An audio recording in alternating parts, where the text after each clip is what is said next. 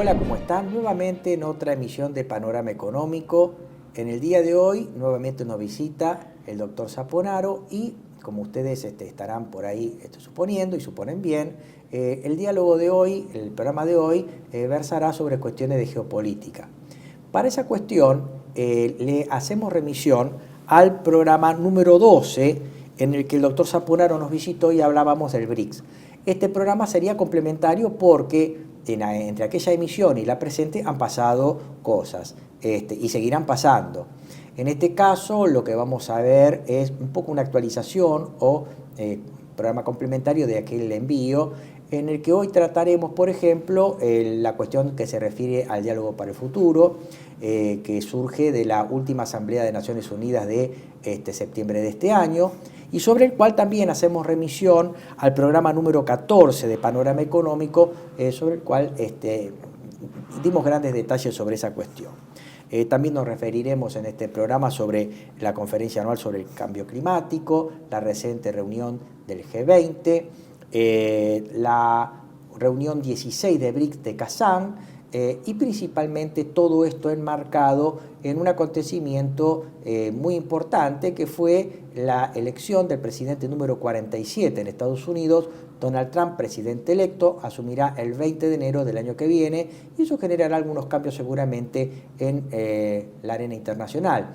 Y también terminaremos hablando de una nueva etapa del conflicto entre Rusia y Ucrania-OTAN, obviamente ya ahora impulsado desde la administración saliente demócrata, en una nueva etapa en donde ya a Ucrania se le ha habilitado a utilizar misiles de largo alcance de origen norteamericano.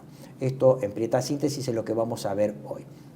En primer lugar, le damos nuevamente la bienvenida y el agradecimiento al doctor Saponaro, que nos ha acompañado en el programa número 12. Y bueno, sin más preámbulo, quisiéramos saber la opinión acá del doctor sobre el Pacto del Futuro, el Pacto 2045, que tiende a continuar la famosa Agenda 2030 que desde Naciones Unidas se impone al concierto de la comunidad internacional. Bueno, son las resoluciones de buena voluntad de Naciones Unidas, son expresiones de buena voluntad. A ver, Naciones Unidas está llena de actos de buena voluntad, eso lo sabemos muy bien, resoluciones que dicen, bueno, cese el fuego, cese el conflicto, país tal tiene derecho a descolonización, de ahí a que se cumpla siempre hay un largo camino, ¿no? Por ahí cuestiones políticas. Yo lo leí, el pacto de Naciones Unidas, una suerte de actualización o readecuación de los pactos de derechos humanos que rigen a nivel internacional, ¿no? Y el eje hay algo muy interesante que me llamó la atención, es el tema de la integración digital, ¿no? En este mundo tan digitalizado, muchas personas por razones económicas, educativas, están quedando marginadas, son los nuevos marginados del sistema, y eso el pacto lo recepta. Eso es algo muy interesante. Y también está hablando de los abusos de la digitalización. Y los controles. Y los controles y el fantasma de la inteligencia artificial que muchos están hablando, inclusive Cruz Roja, saltando un poquito el tema, Derecho Internacional Humanitario, está hablando también del uso de estos elementos en otro ámbito. Entonces hay un debate muy profundo, muy fuerte, ¿no? Todo el tema del gobierno digital, la digitalización y la inteligencia artificial, que también va a ser una amenaza para muchos o para quien sea, para el tema de generación de empleos, ¿no? A ver, hay cambios, ya se están notando cambios, la robotización. Bueno, el Pacto del Futuro está planteando eso, está planteando una sociedad, insisto, es una declaración de buenas intenciones, del cambio climático, cosa es una realidad, hay países que los está afectando y hay países que están a borde de desaparecer por el incremento del nivel del mar. Yo me acuerdo que en el diario El Minuto un día tenía ganas de escribirle a algún país perdido del Pacífico, tuve la suerte que el gobierno de Tuvalu, el Ministerio de Exteriores, me contestó. Simon Coffey era, no sé ahora si seguía siendo el titular de Exteriores. Le mandé una serie de preguntas y él me contesta, ¿no? De una manera tajante: mi país va a desaparecer. Por el cambio climático estamos pidiendo al mundo que, por la suba de las mareas y demás, hay riesgo. Hay islas que han sido engullidas por el mar. Hay países que están en riesgo. Inclusive apareció la figura del refugiado climático. Hubo una controversia entre la Corte de Nueva Zelanda con un ciudadano de Kiribati y el Consejo de Naciones Unidas para los Derechos Humanos, tomó el concepto y lo plantea también, que hay muchos desplazamientos de personas por el cambio climático, más allá del origen o no, lo que sea, pero es una realidad. Hay desertificación, la tala de árboles, la depredación del medio ambiente por parte de grupos armados ilegales que están actuando también aprovechando el caos en muchos países, está provocando una catástrofe ambiental y eso provoca desplazamiento de población. Lo vemos en el norte de África, todas las migraciones hacia Europa, en Asia. En América Latina también tenemos el fantasma del cambio climático, también por la deforestación, el abuso, la falta de la preservación de los recursos hídricos y demás. Bueno, Naciones Unidas receta ese. En el caso, por ejemplo, de Maldivas, la construcción de islas artificiales. Exactamente, un amigo mío lo vio, estuvo presente hace unos 3, 4 años atrás, pasó el fin de año en Maldivas y lo vio, me dijo, es un problema para el país, los estados insulares es un problema muy serio, es un problema de seguridad nacional, se están haciendo muchas preguntas incómodas que se da de nosotros el día que podamos desaparecer. Hay países que pueden desaparecer, literalmente, especialmente los países del ámbito del Pacífico, aparte de Maldivas que está en el Índico, ¿no? Son debates muy fuertes que se están planteando en Naciones Unidas, pues en Argentina no lo vemos o nos hacemos los distraídos, pero hay cuestiones muy fuertes, inclusive son motor de conflictos cercanos, el tema de las cuencas hídricas. A ver, Etiopía tuvo un conflicto armado interno muy grande y se supone que fue motorizado al exterior por el tema de la cuenca del Nilo. Hay problemas muy serios. Después hay un tema muy ríspido, que también son algunos medios, el tema de la cuestión de género. Iba justamente a hablar. Naciones Unidas, yo leí el texto, ¿no? Hace una declaración, muchas veces, ¿por qué Naciones Unidas hace tanto hincapié en la cuestión de género? Tengamos en cuenta que no todos los países la mujer por ahí tiene una situación como en nuestro país, con los problemas que también hay, sociales y demás. Hay muchos países que la mujer directamente no tiene derechos, o sea, está bajo la potestad del marido, de la familia, lo que sea. Y hay situaciones muy delicadas. Estamos hablando de que todavía hay países que hay práctica de ablación de genitales, de ablación de clítoris. Bueno, el tema de los matrimonios forzados con menores de edad, que es un problema muy serio en algunos países del Cuerno de África, del Próximo Oriente y países asiáticos. La trata de personas, la mujer es eje o epicentro de ese drama. El tema de la desigualdad social, o en algunas culturas la mujer que queda sola con sus hijos queda totalmente desamparada, no hay ni siquiera asistencia del Estado. Entonces hay todo un planteo, habla de la educación sexual, obviamente eso genera por ahí polémicas y usos ideológicos, pero lo que dice Naciones Unidas es un llamado de atención hacia la problemática de la mujer, que es muy específica y en muchos países es un drama terrible. Por eso, y después está el uso político, ¿no? Claro, la cultura woke que toma o traduce eso en las familias monoparentales o del mismo sexo que no reproducen. Exactamente. Claro. Naciones Unidas no está diciendo eso. Naciones Unidas está diciendo hay que preservar los derechos de las niñas y las mujeres, hay que dar educación, tiene que haber igualdad de oportunidades, trabajo, educación, acceso a la salud. Hay gente que por las condiciones culturales, a ver, Afganistán de los talibanes, la mujer no tiene acceso a la salud, las médicas no pueden ni siquiera seguir una carrera universitaria, no puede haber médicas, no puede haber enfermeras.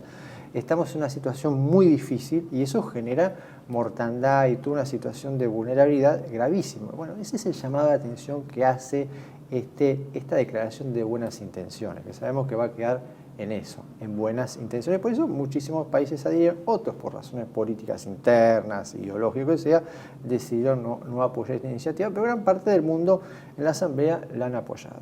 Por una cuestión, digamos, por una cuestión de política, y eso también genera puntos en común en el seno de la Asamblea. Hay dos cuestiones que por ahí me gustaría ser interesante ver, es la insistencia en organismos internacionales de justicia, o sea, un mayor reforzamiento de la Corte Internacional de Justicia, y el otro tema es el reforzamiento del papel del Consejo de Seguridad de Naciones Unidas.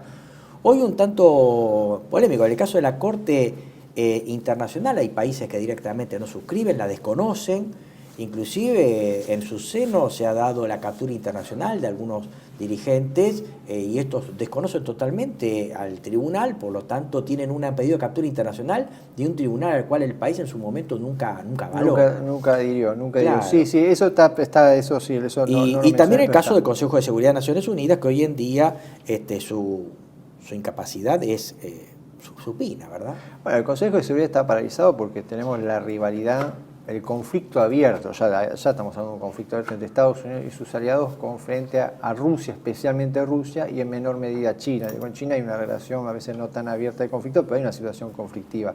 Y eso paraliza cualquier toma de decisión. Estamos hablando de países que tienen poder de veto.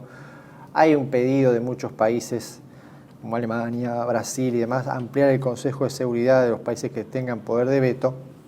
Ampliar más, pero bueno, hay intereses creados y eso paraliza cualquier proceso de paz. A ver, en el conflicto que estamos viendo en el Próximo Oriente, el proceso de paz está total, no hay proceso de paz directamente porque el Consejo de Seguridad no está totalmente ausente, no hay consensos mínimos inclusive para tomar medidas coercitivas, aplicar capítulo 7 de la Carta de Naciones Unidas o tomar medidas de sanciones más severas. Estamos en el drama de la guerra civil de Sudán, que es un desastre humanitario con millones de personas desplazadas y nadie se ha enterado. Claro. Y el Consejo de Seguridad está como ausente porque forma parte de una batalla geopolítica tan compleja, tan difícil de entender, que bueno, el Consejo, el drama de la antigua Birmania, Myanmar, hay 200 grupos armados que están peleando entre sí con el gobierno militar. Bueno, el tema de los refugiados musulmanes birmanos que fueron víctimas de crímenes contra la humanidad, los Rohingya, hay 1 millón internados en Bangladesh, en el campo de refugiados más grande del mundo, que es una mega favela a cielo abierto, en condiciones realmente inimaginables, y esta parálisis del sistema de toma de decisiones internacionales permanece ausente, entonces la ilegalidad internacional aumenta, especialmente en los pequeños, ¿no? Decía Solón que la ley es como una telaraña, atrapa a los animales pequeños pero no a los grandes. Lamentablemente en el sistema internacional es así, los grandes jugadores, los grandes actores están transgrediendo reglas de juego. Antes, en la Guerra Fría, había ciertas reglas de convivencia, había cierto reconocimiento de Unión Soviética y Estados Unidos, que eran las dos grandes superpotencias, y había otras potencias de menor entidad, pero había un reconocimiento. Hoy no lo hay. Kissinger decía muy bien claro, tiene que haber unas reglas mínimas de convivencia internacional, si no vamos a vivir una diplomacia de cañoneras al estilo del siglo XIX. Y estas son las consecuencias de un Consejo de Seguridad totalmente paralizado.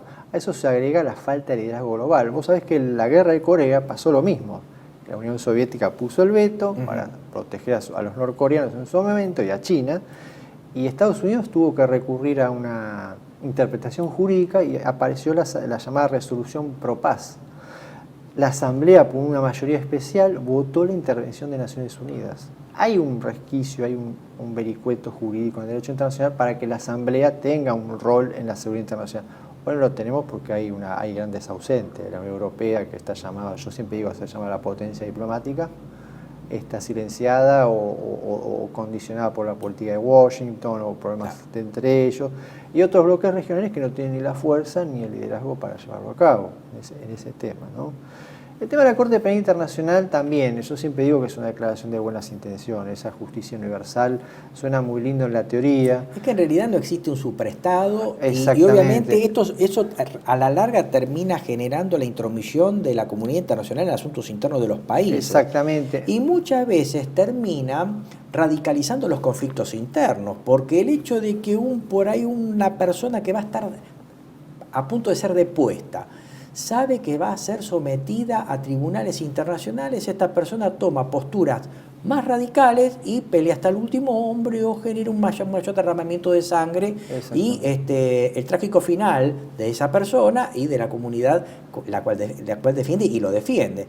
Por ejemplo, el caso de Saddam Hussein o el caso de Gaddafi, ¿no? Gaddafi es el ejemplo. Sí, la Corte Penal Internacional tiene que ver con esa universalización de los derechos humanos. En el plano de la teoría sonó muy lindo, uno lo ha estudiado, lo ha leído, demás. Suena muy interesante, muy lindo y demás. Ha funcionado en algunos casos, como el caso de Ruanda, que llegaron tarde, como es costumbre, ¿no? Después que 1 millón de personas fueron asesinadas salvajemente.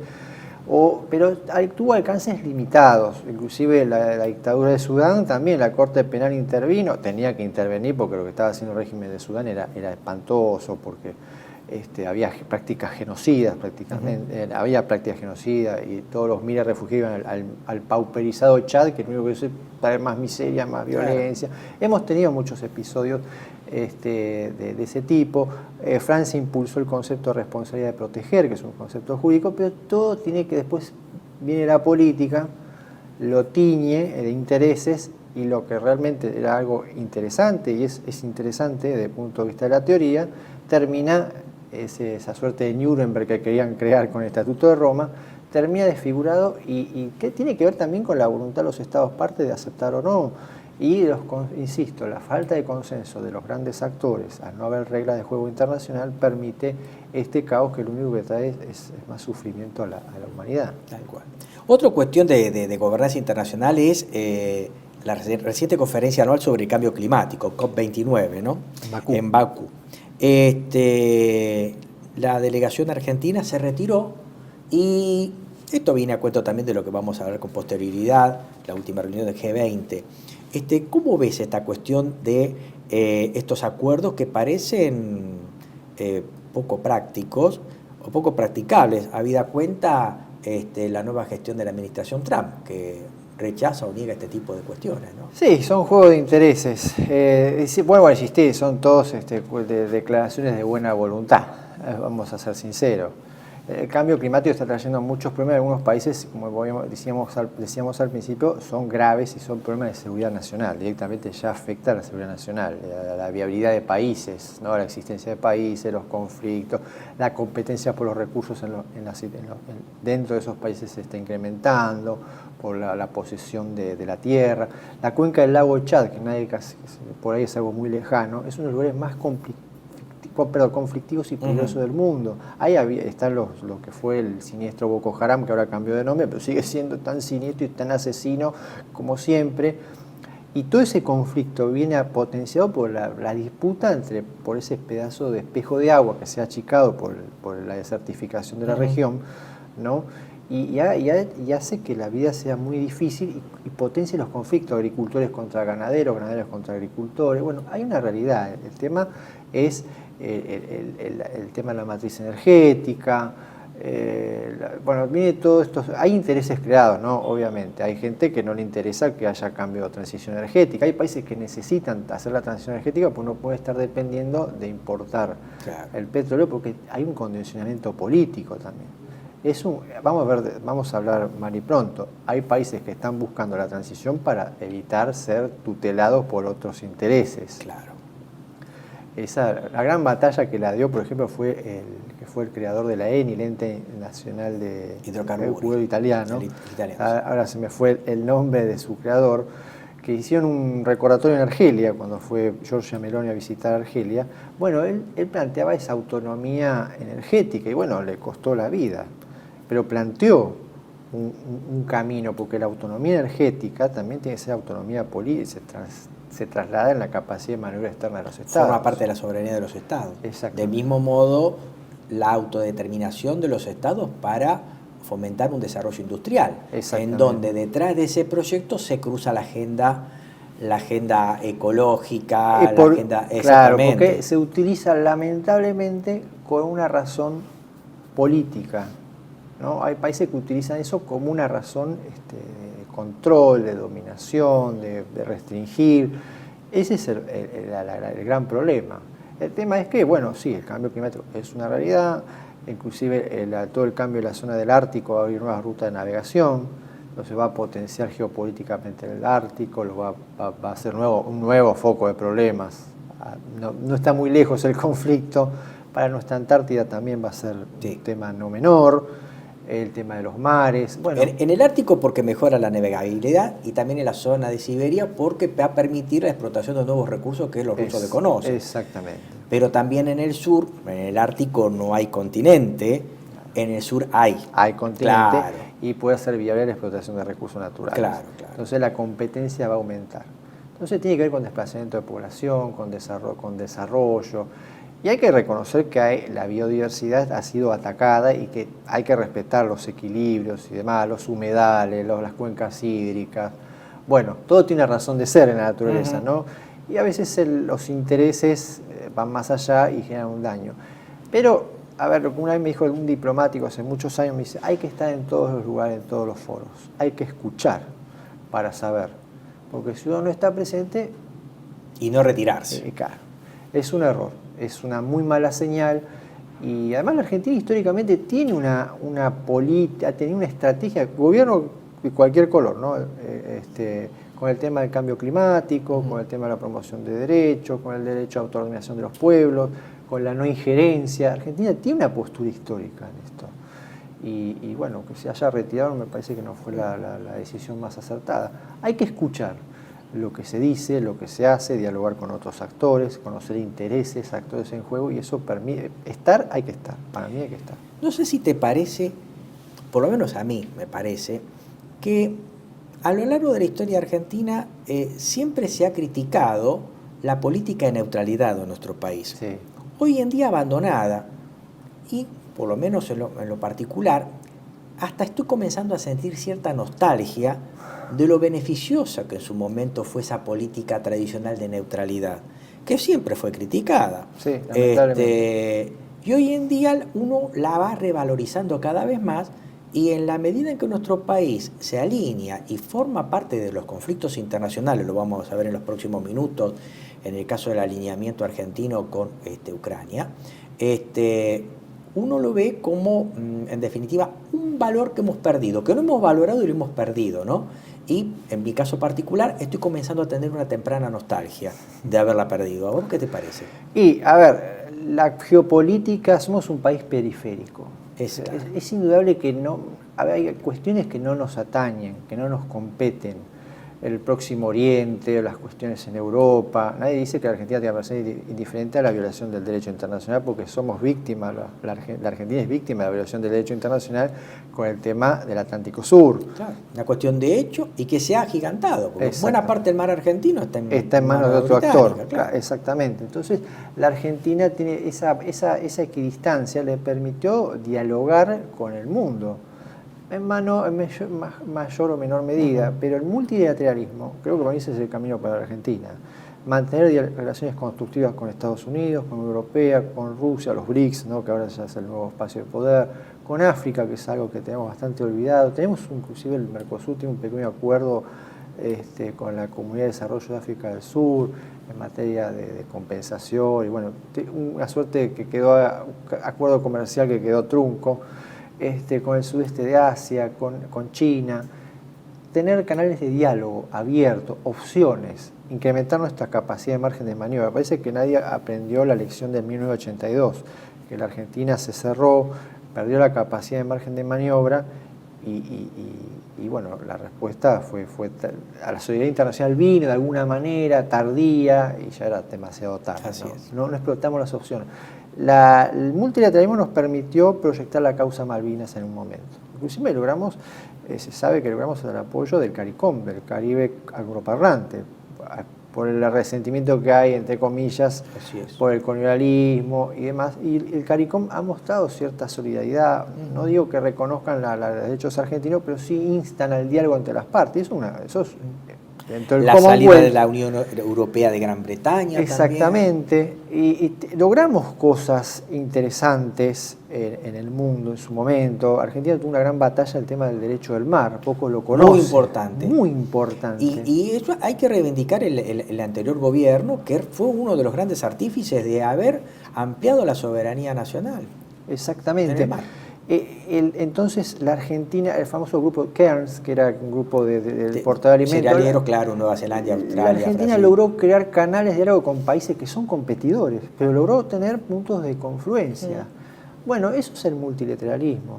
Yo siempre digo que la Argentina tiene que tener una política multilateral, es una perspectiva Aparte personal. Es lo que se viene. Es lo que se viene, es el mundo que se viene, que estamos viviendo, creo ya. Exactamente. Es una sólida alianza con Brasil. Vemos el pragmatismo de Brasil. Brasil alguna vez fue un país estrechamente alineado a Washington, pero lentamente fue ganando autonomía en el concierto de las naciones. Hoy vimos Lula, el gran protagonismo con el G20, ¿no? Sí. Ya Brasil de por sí, inclusive con Bolsonaro, él no adhirió a las sanciones con Rusia. Así es. Porque prevalece el interés nacional sobre la cuestión ideológico partidario. Dejó de ser el hermano mayor. Exactamente.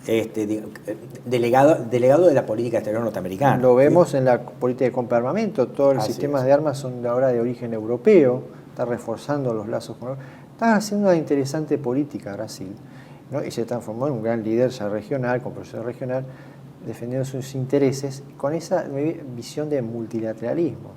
Más moderada, posiblemente no vaya a un enfrentamiento o una relación de choque con Occidente, ¿no? Pero siempre cerrando filas en torno a sus intereses y acrecentando poder. Nosotros no tenemos maniobra exterior. creo que hemos perdido mucha capacidad de investigar y eso es grave. Algo que yo te lo voy a instalar ahora porque por ahí me lo olvido, es este gobierno venía con una diplomacia del TEG, ¿no es cierto? Del amigo enemigo, una suerte de estudiantina puesta al servicio, entre comillas, de los intereses argentinos, que obviamente no fue muy fructífera. Una relación hostil con China, una relación hostil con Brasil. Lo que veo, sobre todo en esta última cumbre de G20, es que la relación de frialdad continúa. Sí. Pero es una relación de frialdad que implica acercamiento, no es una frialdad de espalda con espalda. Y eso lo vemos reflejado más allá de que el periodismo se fijó en que fue simplemente dar la mano, no hubo un abrazo, fue una foto protocolar y nada más, con gestos adustos. Lo que sí es que Argentina y Brasil acordaron el intercambio de gas, ¿no? Argentina va a extender su provisión de gas a Brasil, ¿no es cierto? Más allá de que la estrategia que tiene Milei respecto de la economía argentina es economía de encabe, primario extractiva, producción y exportación de productos sin valor agregado, es algo en la relación argentino-lusitana, ¿no? Y esa es la estrategia a largo plazo de Brasil. Brasil sabe que mira más allá del gobierno de turno de Argentina. Claro. Sabe que es una situación circunstancial. Ellos tienen una geopolítica muy clara, ser la primera potencia de la región, ser líderes en la región y tratar de neutralizar o maniobrar para evitar que haya roces con Argentina y se transforme en un actor hostil. Entonces buscan escenarios de confluencia y cooperación para neutralizar de alguna manera esa situación que puede derivar en una hostilidad que atente a sus propios intereses. Brasil lo ve muy claro, es política de largo plazo. Ellos ven más allá que lamentablemente la política exterior argentina históricamente ha sido cortoplacista y depende del humor de cada gobierno, con algunas excepciones de algunos consensos, algunas cuestiones ya pasadas, ¿no? Pero el tema Malvinas, que bueno, ha tenido vaivenes. Por ahora, la Argentina no ha renunciado al reclamo soberano, por ahora, ¿no? Eso es una política de Estado. Pero bueno, con el tiempo se ha visto un deterioro y donde la ideología, el partidismo prevalece sobre el interés nacional. Pero el acuerdo con Brasil es bien claro, Brasil ve el largo plazo. Pero más que nada es la impronta de Itamaraty. Exactamente, ve el largo plazo. Más que del Palacio San Martín, claro. Vamos a hacer una pequeña pausa, sí. ¿Te parece? Y nos metemos de lleno, salvo que haya quedado alguna cuestión para ver, sobre la cumbre de Kazán en el marco de BRICS. Así que bueno, si nos esperan unos minutos, volvemos y continuamos con Panorama Económico, hoy con la visita del doctor Saponaro. Muchas gracias, los esperamos. TLV1 se complace en anunciar que estará transmitiendo en su canal TLV1 Clips valiosos programas emitidos antes de la censura sufrida. El lienzo prohibido, el revés del derecho, combates por nuestra historia, disenso, historias de Malvinas, entre otros que podrán encontrar en este enlace.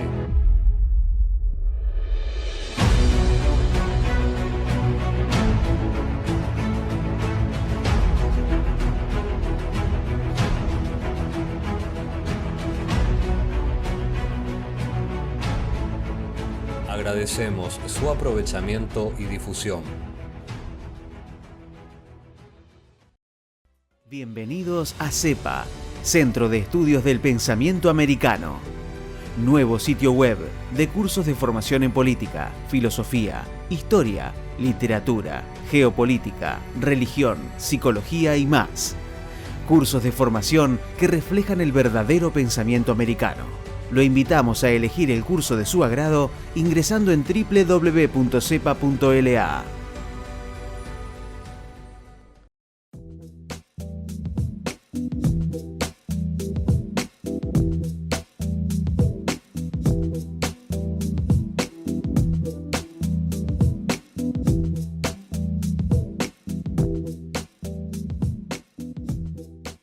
Decir siempre la verdad primero tiene un precio. Dependemos de tu ayuda. TLV1, toda la verdad primero.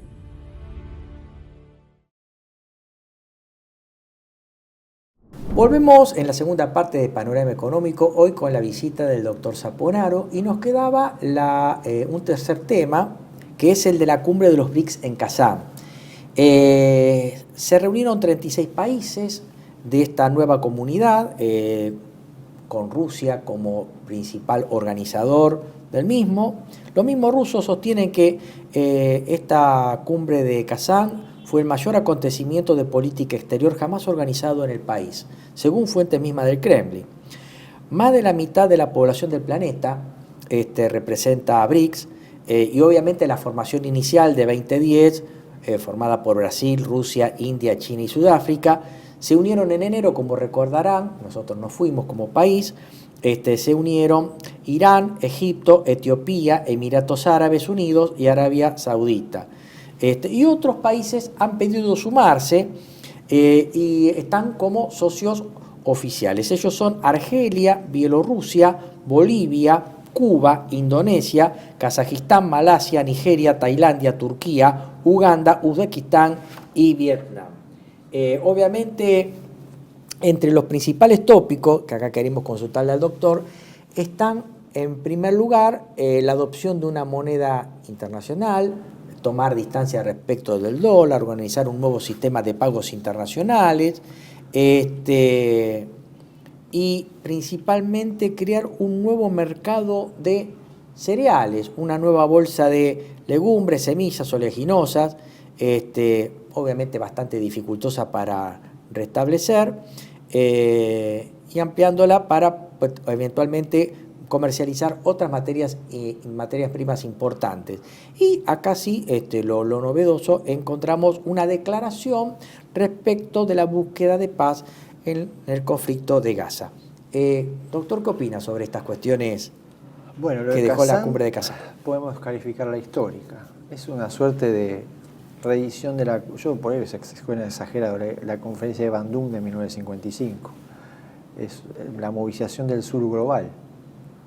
Las nuevas economías, recién hablabas de ciertos países que son potencias emergentes. Emiratos Árabes es una nueva potencia regional emergente. En el anterior programa habíamos hablado de el diálogo sur-sur en este Exactamente. caso. Claro. Entonces participa el sur global y encuentra en los BRICS un nuevo espacio, un nuevo foro. Está Uganda preside el movimiento no alineado. Es un foro muy hoy simplemente... En su momento tuvo mucha importancia fuerza. El movimiento no alineado. Exactamente, todavía hay varios con Indira Gandhi, me acuerdo. Exactamente, sí. Una decena de países, pero existe y tiene y Uganda, bueno, hoy lo preside este foro, y estamos viendo la movilización del sur global buscando nuevos espacios. Para Rusia fue una victoria para mí política extraordinaria porque en el foro de los BRICS estuvo el secretario general de las Naciones Unidas. Es cierto, Guterres. Con representantes de otros altos organismos de Naciones Unidas. Así que la importancia política ha sido fenomenal. Guterres lo vio, lo observó y vio que está creándose un nuevo espacio, un nuevo foro, se dice espacios, ¿no?, de diálogo, más de intercambio. Y Rusia ha logrado de alguna manera romper con el aislamiento internacional que le había puesto el conflicto de Ucrania, ¿no? Occidente buscó bloquearlo por todos los lados y hay que reconocer que el Kremlin ha maniobrado de una manera excepcional y ha logrado resucitar la nostalgia de otros países de las viejas alianzas con Moscú. Argelia es un aliado histórico de Rusia, trascendió la Unión Soviética y sigue siendo un aliado, pero estrecho aliado, y con una política exterior autónoma. También Argelia se caracteriza históricamente por tener su propia agenda internacional y tener un gran margen de autonomía internacional. Tiene relaciones muy cercanas con Rusia, son aliados estratégicos, y tiene excelentes relaciones con la Unión Europea y con Estados Unidos, por el tema de la lucha contra el terrorismo y demás. Vemos Etiopía, otra economía emergente, otro actor importante. Bueno, a ver, Rusia ha logrado plantear una serie de cuestiones en la mesa de debate que, bueno, está generando mucho ruido y genera una esperanza, una alternativa a este sur global tan olvidado por los países centrales, Unión Europea, Estados Unidos, ¿no? Realmente están olvidados. ¿No? Ha sido el diálogo sur-norte-sur, que alguna vez se habló en la década del 70, quedó en la nada misma, y eso provoca que China y Rusia han logrado transformarse de alguna manera, o buscan transformarse como paladines de ese diálogo, ¿no? Inclusive en la cumbre de Kazán logró llegarse a un acuerdo entre China e India, que son países que tienen una relación muy conflictiva, muy complicada, guerra de por medio, ¿no? Separación de fuerzas en la frontera común. Entonces, eso es un logro muy importante y muestra que hay, bueno, busca Rusia que hay, mostrarse como un actor alternativo, no solo Rusia sabe que sola no puede y crea este espacio, ¿no?, entre las economías emergentes, ¿no? Para mí ha sido muy, muy importante. ¿Puede pensarse que la cumbre de Kazán fue también el relanzamiento de las relaciones internacionales de Rusia? Porque pienso, después de la crisis de la Unión Soviética del 2001, la desaparición de 15 repúblicas que se fueron de la Unión de Repúblicas Socialistas Soviéticas, la gran crisis de transición de las economías planificadas al sistema capitalista, la gran crisis económica, política y social que sufrió la reciente Rusia, un poco la desacopló del protagonismo internacional que tenía antes, y todo hacía ver que la nueva Rusia se iba a constituir en una potencia meramente regional, proveedora de energía para Europa. Por ahí hasta se podría pensar un nuevo relanzamiento de Rusia para ser aceptado en Europa. Y hoy en día parece como que Rusia tomó un nuevo vigor, está dentro de las 10 primeras potencias internacionales, y parecería que esta cumbre de Kazán relanzaría las relaciones exteriores de Rusia como una potencia nuevamente mundial con un fuerte protagonismo a nivel global. Sí, ¿no? Rusia logró romper ese bloqueo. Yo creo que Rusia aparece en el tablero internacional con la guerra civil siria, cuando Siria parecía quedarse en las manos de lo peor del extremismo islámico, ¿no?, ante la indiferencia de la comunidad internacional, incapacidad de dar una solución. Rusia aparece como un actor clave, realmente una maniobra extraordinaria de geopolítica del Kremlin, reaparece como un actor clave en el Próximo Oriente, a tal punto que Arabia Saudita se replantea el tema del petrodólar, y directamente hay un acercamiento al Kremlin. A ver, Turquía, aliado de la OTAN, junto con su socio y hermano menor Azerbaiyán, también busca entrar en los BRICS. Claro. ¿No? Hay una... También, bueno, el tema de Azerbaiyán es muy interesante, porque es un país que aparentemente ya contra los intereses rusos y se está transformando en un aliado, un actor clave para Rusia, ¿no?, en este nuevo esquema. Y Rusia recupera de alguna manera la esfera soviética, Bielorrusia, Kazajstán, Azerbaiyán, esos países que vuelven de alguna manera a acercarse a Rusia, ¿no? Rusia ha sido un actor muy relevante en estos países, o sea, la gente joven habla ruso, tiene educación en universidades rusas, consume cultura rusa, claro. Hay un acercamiento, hay una presencia todavía, y apareció la nostalgia de las generaciones mayores por la Unión Soviética, por la época en que estaban los rusos. Hay una idealización del pasado, ¿no? Entonces ven a Rusia como un factor de orden, algo que por ahí no lo podemos percibir nosotros a la distancia, pero hay que reconocer que Rusia para estos países por ahí significó un desarrollo, o hay una idealización posiblemente. Para los países africanos también, ese acercamiento es Rusia de nuevo... Implica salirse del yugo francés. Exactamente. Vos fíjate que Rusia no solo envía ayuda militar a través de sus organizaciones, por ahí empresas militares de seguridad, o los Wagner, ahora se llama Cuerpo África, o lo que sea, sino envía ayuda humanitaria. Y eso es un hecho no menor. Creo que lo dijimos en este programa, ver jóvenes africanos con la remera con la foto de Putin. Es como si fuera un ídolo, o ver banderas cuando cayeron gobiernos prooccidentales, la juventud enarbolando banderas de Rusia, ¿no?, juntando firmas, que vengan los rusos. Bueno, por ahí a nosotros nos cuesta entenderlo porque lo vemos de muy lejos, por los medios de comunicación lo muestran como un cuco, pero bueno, Rusia tuvo un rol en su momento en estos países muy importante en el desarrollo de algún hospital que existe, alguna infraestructura por ahí de esa época o de origen chino, ¿no? Y no cabe duda que Kazán rompió el aislamiento internacional, y para mí Rusia ya aparece no como una potencia, por ahí antes que mira más hacia Europa, sino como una potencia que mira al Asia, ¿no? Y eso para mí es un llamado de atención, porque el Asia creo que está llamado a tener un papel más preponderante en el siglo XXI. Sin duda. Porque hace poco fue la cumbre del espacio ASEAN en Laos, y ahí se vio directamente el acercamiento de los países del sudeste de Asia hacia Rusia, hacia China, y mantener esa equidistancia entre el conflicto Occidente con Rusia, ¿no? Y mantener la alianza estratégica, porque el espacio ASEAN tiene un acuerdo de alianza estratégica con Rusia. Así que no, Rusia se ha roto para mí ese aislamiento que se buscaba, y para mí es un hecho histórico. Y yo diría también que los dos grandes países, sobre todo que tienen impronta en BRICS, la impronta política, estamos hablando de China y Rusia, por ahí India está un poquito más atrás. No sé qué te parece a vos. También está cobrando una suerte de ser epicentro de grandes negociaciones internacionales por venir, ¿no es cierto?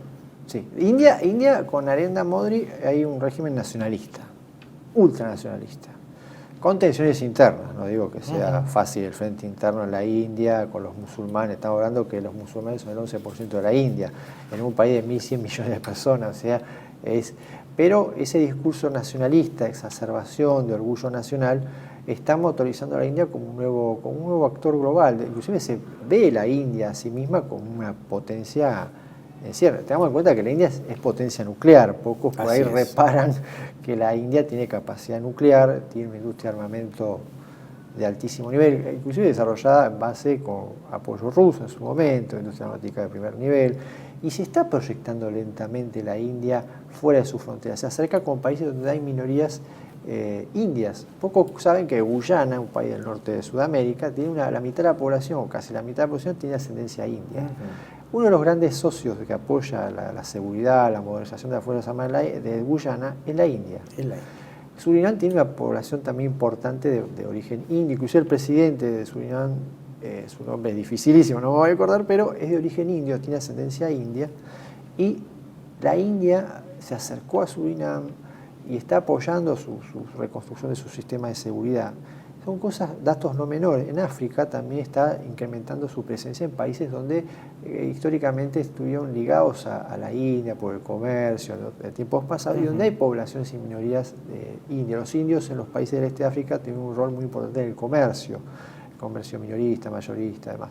Entonces, la India se está proyectando a esa zona de influencia y tiene una agenda de seguridad propia, más allá que tiene una relación muy buena con Estados Unidos, la busca para contener a China, juegan con esa doble mirada este-oeste, los indios históricamente miraron hacia el este y hacia el oeste, pero para construir poder propio. Claro. Todo el espacio indostánico, Bangladesh, Bután, Nepal y Sri Lanka, están bajo la influencia de India. No en vano la India, para neutralizar un poco a China con Birmania, hoy Myanmar como se lo conoce, le cedió un submarino a Myanmar, y equipo militar, empezó a dialogar. Hay una proyección de la India en el plano internacional, y a ver, estamos hablando de un país que apuesta a la economía del conocimiento. Los mejores matemáticos del mundo salen de la India. Está exportando mano de obra altamente calificada a Europa, la India. Tiene un proyecto espacial. Y muchos países muchas empresas han ido de China por el conflicto Occidente, ¿dónde se van a radicar? Están buscando lugares en el sudeste de Asia y la India, que está aprovechando esto al máximo, ¿no? Aparte de construir poder propio. Así que es un actor... Y una economía muy interesante, porque lejos de la relación de complementariedad entre Argentina y China, Argentina vendiendo productos primarios de bajo valor agregado a China, India es un país que te compra valor agregado. Sí. La relación de complementariedad de una economía como la de la India, para nuestro país me parece que sería más conveniente que una relación con China. Exactamente. Además, la India, tenemos una relación cercana porque la India es uno de los grandes productores de elementos para la industria farmacéutica. Las drogas base, muchísimas, se producen en la India. Las famosas vacunas que en muchos lugares del mundo se consumen, se fabrican en la India. Entonces hay una relación muy estrecha, inclusive. La India tiene una gran oportunidad para la Argentina en materia de exportación de alimentos, intercambio tecnológico. La India inclusive mostró interés en algún momento en nuestra industria aeronáutica, estrechar cooperación, ¿no? Tenemos una vieja relación con la India, ¿no?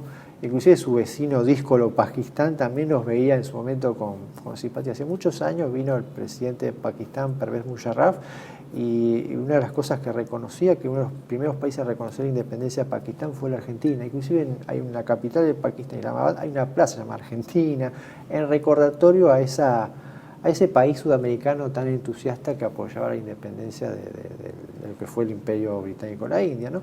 Entonces hay Bangladesh, que es el país más es una cosa insólita. Que Argentina por ahí se ha acercado a través del soft power del fútbol, Y no lo explota.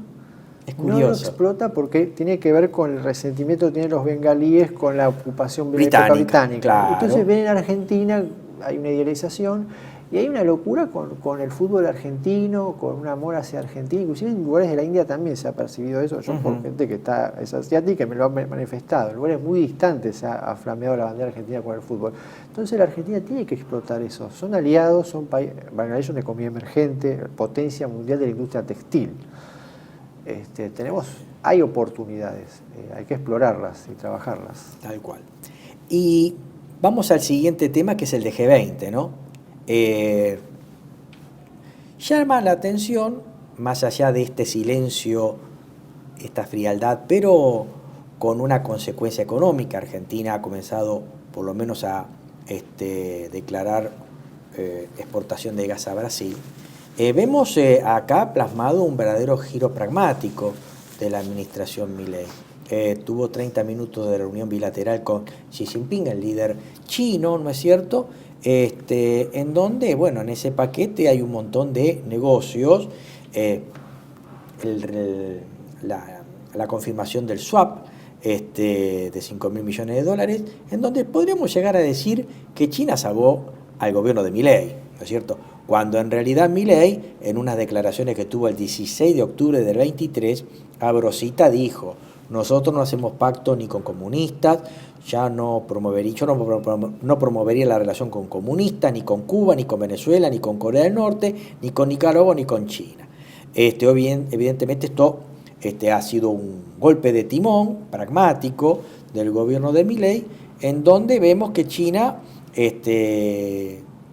en esta suerte de política de largo plazo, que proyecta, también dentro de ese gran paquete de negocios que proyecta para nuestro país está el tema hidroeléctrico, nuclear, la construcción de un puerto de aguas profundas en Tierra del Fuego, y la hidrovía, intereses en la hidrovía, comunicaciones y obviamente también el acceso al cobre y al litio. Me gustaría saber qué opinas sobre este cambio de mano del gobierno de Milei respecto de China y de algunos otros aspectos que hayas visto en esta cumbre de G20 en Brasil. Bueno, celebramos el pragmatismo. No podemos prescindir de un socio como China porque es un papel muy importante en nuestro comercio bilateral. Le debemos mucha plata además a China. Sí. Es un hecho no menor, no podemos entrar en conflicto porque no vamos a salir perdiendo, además ellos tienen su peso en el Fondo Monetario, Banco Mundial, etcétera, etcétera.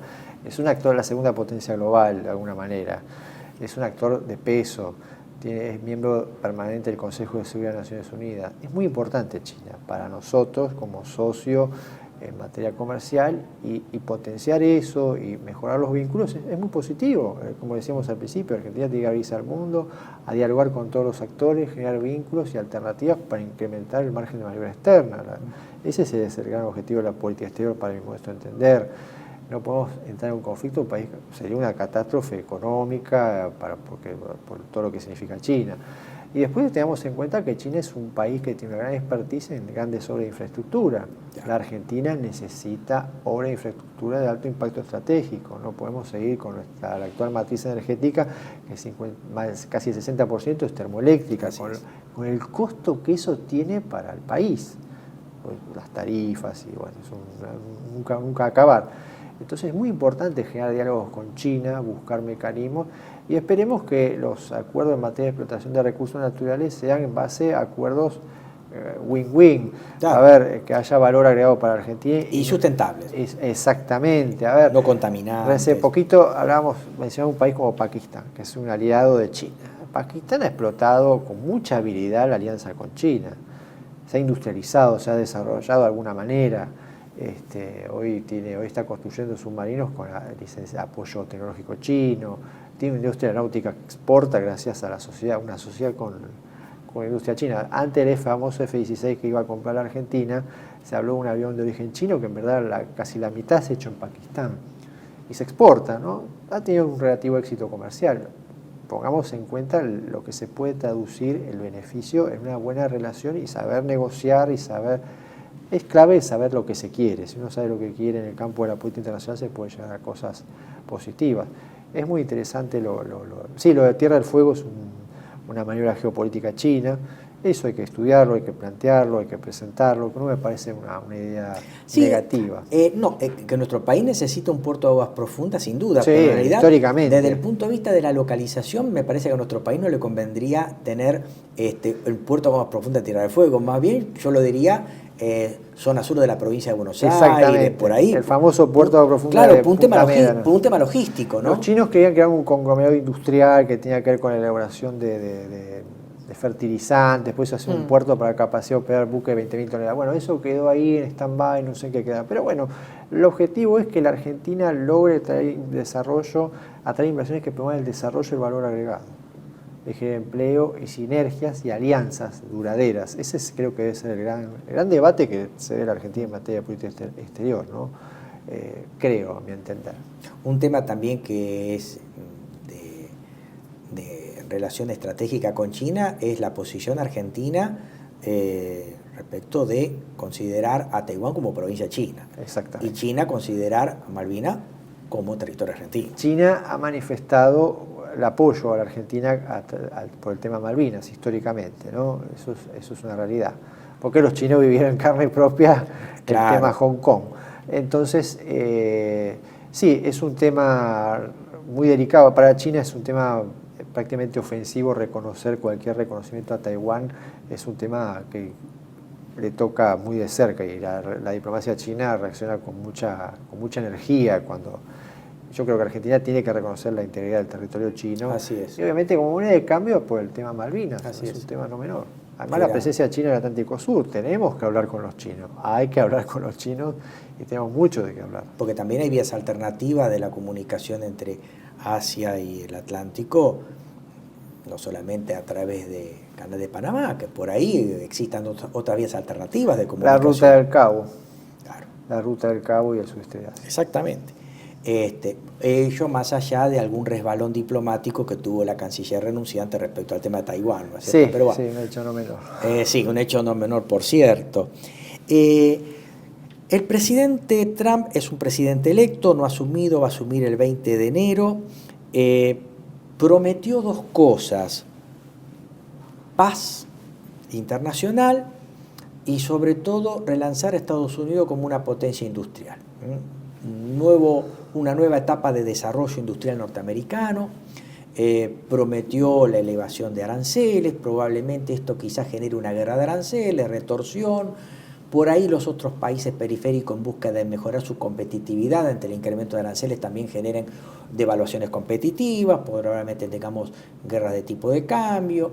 Quizás una inflación inicial de la elevación de aranceles provoque que la Reserva Federal eleve los tipos de interés para contrarrestar una fiebre inflacionaria que va a tener el dólar producto de la elevación de aranceles, lo cual también genere que Estados Unidos, sobre todo esta impronta desarrollista norteamericana, genere que Estados Unidos vuelva a ser una gran aspiradora de fondos para inversión. Y obviamente eso perjudica a otros países que tratan de atraer inversiones, tratan de dar fondos frescos para financiarse, capitales voluntarios para colocar deuda o eventualmente para refinanciar deuda. Porque evidentemente esto implica que por ahí la tasa de interés internacional aumente y obviamente también encarezca el crédito de los países o que pretenden fondos frescos o refinanciar sus deudas.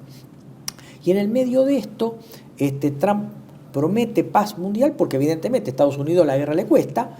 Y si yo quiero enfocarme en un proyecto industrial, tengo que concentrarme en eso y bajar mi exposición a otras fuentes de recursos donde puede distraer o eventualmente hacer fracasar ese objetivo de un Estados Unidos relanzado hacia la industria.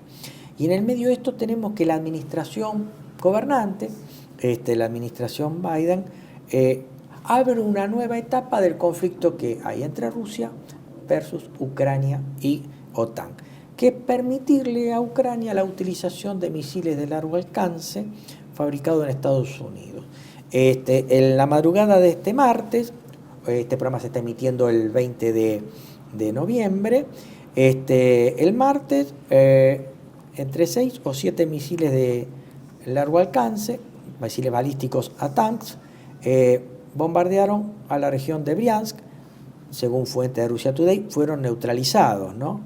Esto parece ser que la administración Biden lo que pretendería es instalar un conflicto, desatarlo, cosa que cuando asuma Trump lo encuentre al conflicto totalmente desarrollado y sin posibilidad de ir marcha atrás. ¿Qué opinas vos de todo esto? Y se asemeja al caso de Lyndon Johnson con Vietnam. Escaló el conflicto. Ajá. Y le tocó después desactivar la bomba a su sucesor Nixon, ¿no? Que fue un golpe terrible para Estados Unidos. Bueno, terminó con el derrumbe de Vietnam del Sur porque era una cáscara vacía, Vietnam del Sur. Yo comparé a Ucrania con Vietnam del Sur, que se sostenía gracias a los dólares americanos, a los soldados americanos. Después, cuando se retiró todo eso, el país no tenía una estructura sólida y se derrumbó.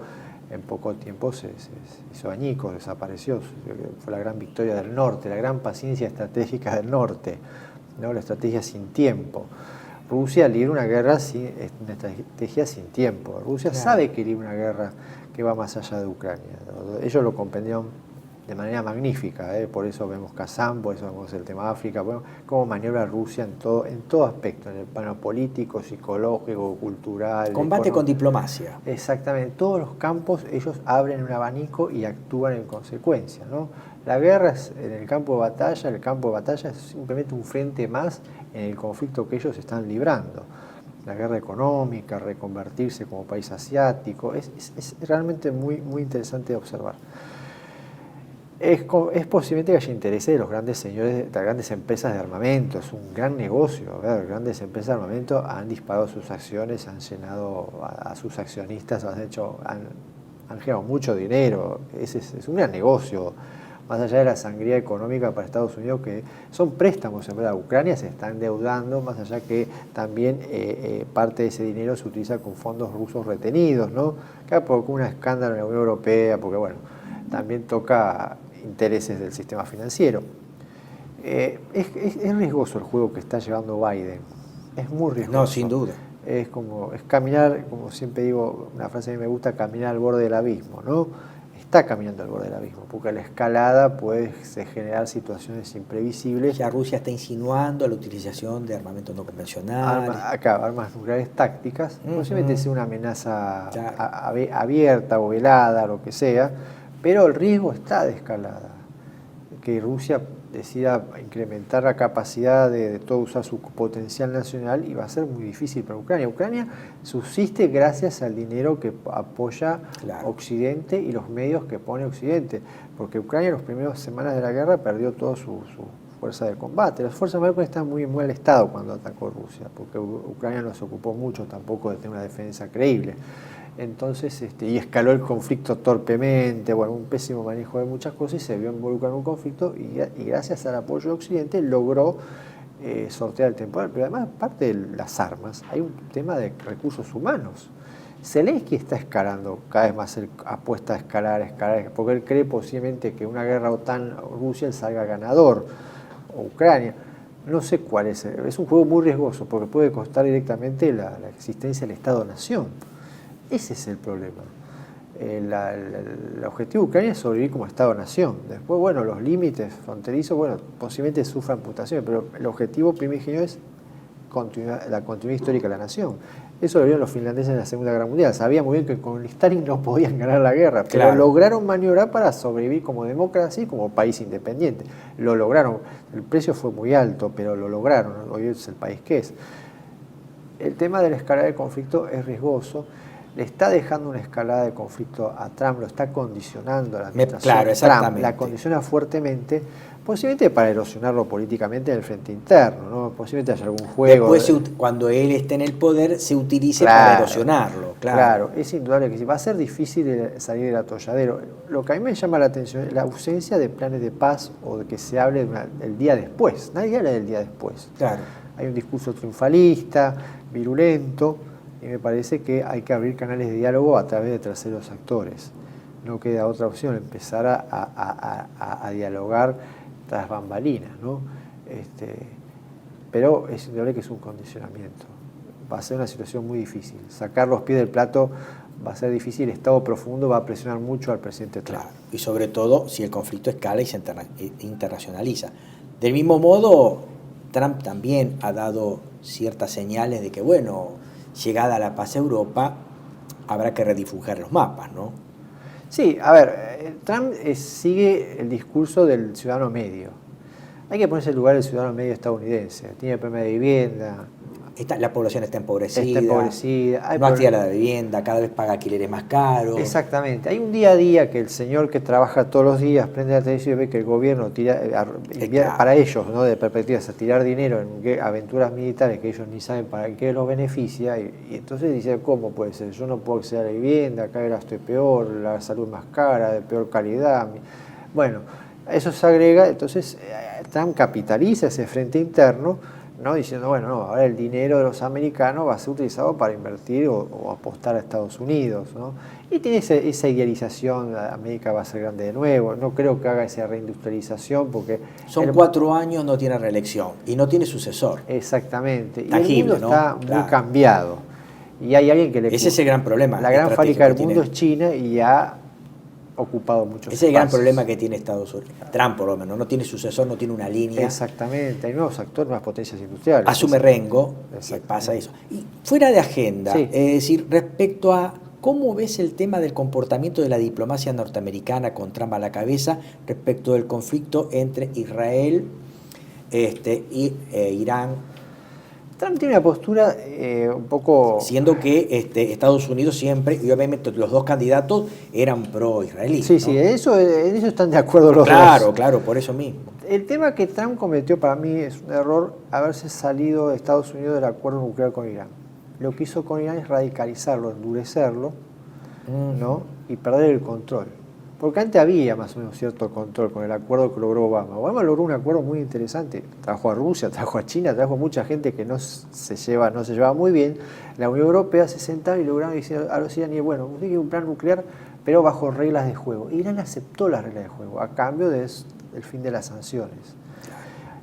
Hay una postura muy dura de un sector de la política israelí que lo ve como una amenaza, porque no tiene confianza en Irán. Primero, ¿por qué? Porque los dos actores no dialogan. No hay un diálogo, inclusive ni siquiera por interpósitos actores. O sea, al no haber diálogo ni siquiera detrás de bambalina, entonces hay una desconfianza absoluta y el temor de Israel, que tiene su fundamento, es que Irán utilice todo eso para tener armamento nuclear. También los países árabes lo ven un poquito con nerviosismo, pero los países árabes acompañan esta política de contención. El ejemplo es el acercamiento Irán-Arabia Saudita con patrocinio chino, porque lo que busca es contener a Irán, ¿no? Irán ha sido un actor complicado en la región, por un lado ha actuado inclusive en cierta hipótesis de confluencia con Estados Unidos frente a ISIS. La campaña contra los talibanes en Afganistán no se pudo llevar a cabo si no fue con cierta anuencia de Irán. Un actor bastante difícil, complejo de entender. Y la diplomacia americana, en honor a su alianza con Israel, ha decidido escalar el conflicto. Pero el tema es que perdió el control con este actor, y ahora este actor, con su liderazgo muy, muy, muy competente, logra en Rusia tener cierto apoyo por el conflicto de Ucrania. Entonces Rusia, un poco que apoya e incentiva a Irán, con limitación, igual que los chinos, porque saben que Irán tiene su propia agenda, y sabe que si crece más va a tratar de transformarse en un actor de mayor peso. Y Moscú y Pekín lo han visto claramente. Saben que Teherán tiene la vieja ambición, viene el tiempo del Shah, de ser la gran potencia de Oriente Medio. Y fue Persia. Exactamente. Tiene una historia de 5.000 años. Claro. Y ellos lo van a llevar a cabo, ya sea con la Revolución Islámica o lo que sea, pero lo querían llevar a cabo. Ese yo creo que va a ser el gran problema de Trump. ¿Cómo salir de la desescalada del conflicto del Próximo Oriente? Porque Israel busca cambiar el orden regional sin consenso de los actores. Lo hizo Bush con la guerra de terrorismo. Tuvo una victoria efímera, pero después se vio aislado de Estados Unidos. Tuvo que terminar abandonando Afganistán, abandonando Irak, una maniobra de repliegue terrible, y lo percibió obviamente Rusia y China como una gran derrota. Ellos lo vieron así, como un signo de debilidad. Ese es el tema es establecer cierto orden en Oriente. Ahora, lamentablemente, las líneas rojas se han roto, ¿no? Hay una situación muy caótica y muy impredecible. La tragedia humanitaria de Gaza, Estados Unidos presiona a Israel de alguna manera, pero sigue la escalada, se han roto ciertos canales de diálogo, Y el objetivo de Estados Unidos para mí tendría que ser recuperar canales de diálogo. Pero bueno, con Trump tiene una postura muy cercana a la derecha israelí, muy cercana, un tema ideológico, político, frentes internos, y veremos cómo va a resultar el tema con Irán. Igual Irán va a estar para mí calmado por un tiempo porque se habla del Ayatollah Jamenei, está muy enfermo y ya se habla de una sucesión. Ajá. Hasta que eso no se resuelva, Irán va a estar a la espera, ¿no? Pero cuando haya un nuevo liderazgo religioso, Irán va a volver otra vez a salir adelante, porque tiene un frente interno y tiene una agenda muy clara en el plano regional, ¿no? Y por parte de Israel también el replanteo de su política, porque es la primera vez que uno ve en la historia de Israel que desató conflictos en tantos frentes, Sí, y ha metido el conflicto dentro de su territorio, sobre todo y a caballo de las nuevas tecnologías. Exactamente. A ver, Israel se metió en el pantano del Líbano, que ya le salió muy mal en su época. Ahora, con la superioridad militar israelí incontestable, que obviamente, pero va a tener un costo. Está teniendo un costo económico muy alto para Israel. Tiene problemas con las levas de soldados. De soldados, las bajas, Uh-huh. y la sociedad hace un año que está en guerra, y la sociedad va a mostrar agotamiento. Y antes del 7 de octubre, aquel ya había un conflicto interno Muy grave, sí. muy grave, institucional, pero muy grave. Netanyahu, a través del conflicto, logró tapar en cierto punto, pero un sector de la sociedad israelí sigue criticando, se sigue manifestando, y la situación de Netanyahu sigue siendo endeble. El ministro de Defensa fue cesado en sus funciones, hay una relación complicada. La alianza de política de Netanyahu con sus socios políticos es tácticas, los une el espanto, pero no la simpatía, Claro. los une para que no vuelvan los otros al poder, nada más, es su agenda, y se mantiene unido por el conflicto. Y la sociedad israelí es un año de guerra. Hay miles de israelíes que no han podido volver al norte, a sus casas, a su vivienda. Hay gente que hace mucho que no puede volver a su trabajo. Hay gente que se ha ido de Israel. Exactamente, vivir en constante alarma. Tuvieron que, claro. Y el factor psicológico del tipo de guerra que plantean estos actores, porque eso, desde el punto de vista militar, por ahí no tiene tanto valor, entre comillas, pero sí desde el punto psicológico. Es la primera vez que Israel sufre una guerra de desgaste. Exactamente, y es la estrategia También. que plantean los iraníes y sus aliados en esa eje de resistencia, que es una estrategia sin tiempo, a largo plazo.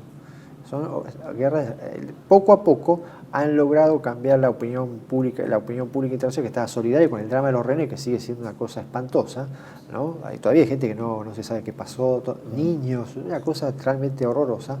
La opinión pública terminó tapando ese drama, que lamentablemente quedó tapado por el tema de la guerra total que ha librado Israel con las fuerzas de Hamas. Lo mismo pasa con Líbano. Ahora, más allá del desastre, del tema de Hezbollah y todo eso, el mundo critica toda la situación del drama de la población civil, la emergencia humanitaria, y ha logrado, en materia de discurso, Irán de alguna manera cambiar el eje del discurso. Y una comunidad internacional que ya ve con hostilidad a Israel. Y los árabes que tienen una neutralidad, pero saben muy bien que esa neutralidad es aparente porque la opinión pública en la calle árabe es a favor de Hamas y Hezbollah. Claro. Por ahí nos cuesta entenderlo, pero ellos lo ven como una resistencia contra un país que lo ven como un usurpador. Es la perspectiva de la opinión pública local, ¿no? Entonces eso también condiciona el margen de maniobra de Egipto, que es un actor muy importante en el conflicto y que no logra aplacar ánimos o lograr una negociación un poco más aceptable, y los dobles juegos que tiene Qatar con el Hamas y demás. Entonces, Israel está en una situación muy delicada. La ideal sería, tiene que salir del conflicto porque está en juego también su existencia. Claro, es que el desescalamiento del conflicto no solamente afecta a la política norteamericana, también la israelí. A israelí. Claro. ¿Cómo salir? Bueno, eso lo veremos después del 20 de enero. Doctor, muchísimas gracias por la Gracias visita, a vos por como la siempre invitación. tan brillante, hemos Gracias. aprendido mucho. Y bueno, espero que haya sido de la utilidad de ustedes. Nos vemos en una próxima emisión de Panorama Económico. Los esperamos con los brazos abiertos.